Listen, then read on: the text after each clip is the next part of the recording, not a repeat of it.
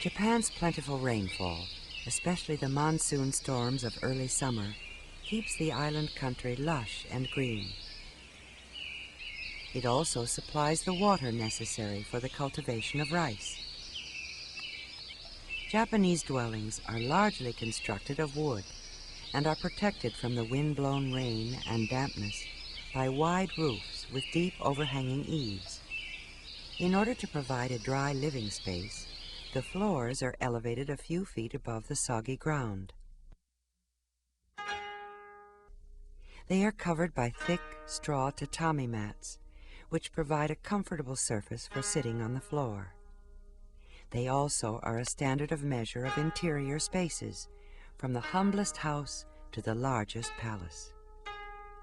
Traditional interiors are spacious and open, with few solid walls, allowing cool, drying breezes to pass freely through the entire building.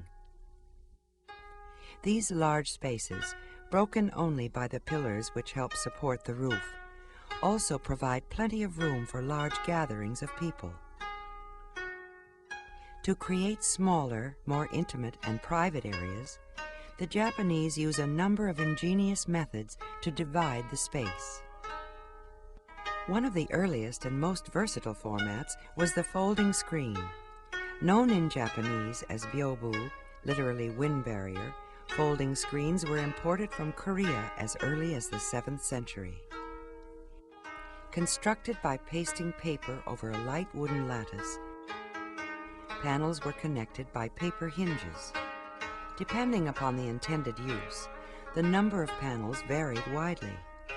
There were 2, 3, 4, 6, and even 8 paneled screens.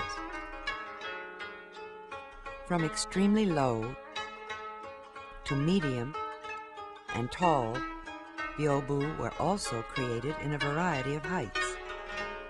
The most popular format seems to have consisted of 6 panels, which, taken together, measure about 5 feet high and 12 feet long. Early screens consisted of individual panel paintings, framed by richly textured silk.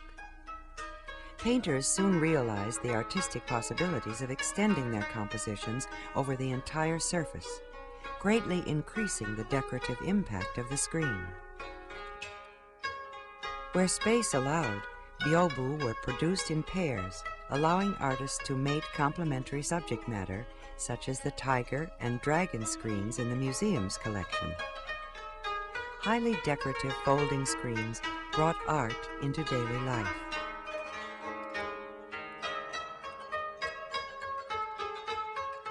They were also very functional. Light and portable, they were taken on picnics to block the wind. Inside, they provided protection from chilly drafts. Arranged to create a small enclosure, they helped to provide a degree of privacy from the other inhabitants of the house. Or used as a backdrop for formal occasions, they helped to create an impressive display of elegance and wealth.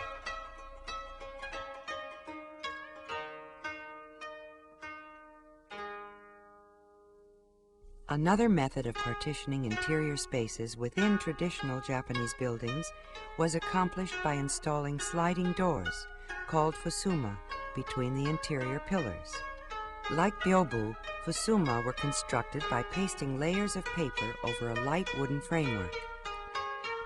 Whereas byobu are freestanding, fusuma are slid along wooden tracks set into the floor and transom. Their size was thus dictated by the architecture. In order to accommodate larger gatherings, the fusuma could be pushed back to connect rooms or removed altogether. Artists also exploited the large paper surface of fusuma for decorative paintings. Not only could their compositions extend onto the neighboring doors, they could continue around the entire room. The intended use of the rooms dictated the type of painting. Splendid golden screens with subjects drawn from Chinese mythology were the most formal and were used in rooms reserved for receiving guests. Subtler, evocative landscapes in pure ink were appropriate for more private quarters.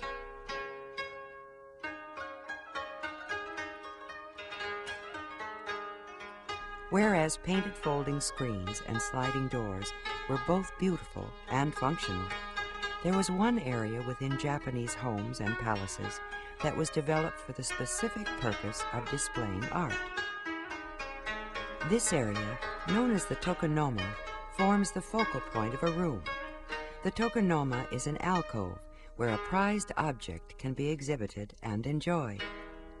This special area is distinguished from the rest of the room by its raised, highly polished or lacquered wooden base.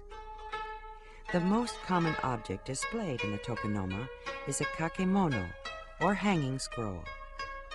Early hanging scrolls were imported from China for use in Buddhist ceremonies. By the 14th or 15th century, however, they were widely used among the aristocracy and tea masters to decorate the tokonoma. Unlike Western oil paintings, which consist of canvas stretched over a rigid wooden framework and displayed for long periods of time, hanging scrolls are much more flexible. Paintings are usually rendered on fine silk or paper. Depending upon the style and subject, a mounter selects pieces of brocade to border the top and bottom of the painting. This is surrounded by plain or patterned silk and attached to a wooden dowel. This flexible format allows hanging scrolls to be rolled up for compact storage. Hanging scrolls for the tokonoma are changed frequently, reflecting the owner's sensitivity to the season, occasion, and the tastes and artistic interests of his guests. Hanging scrolls, folding screens, sliding doors.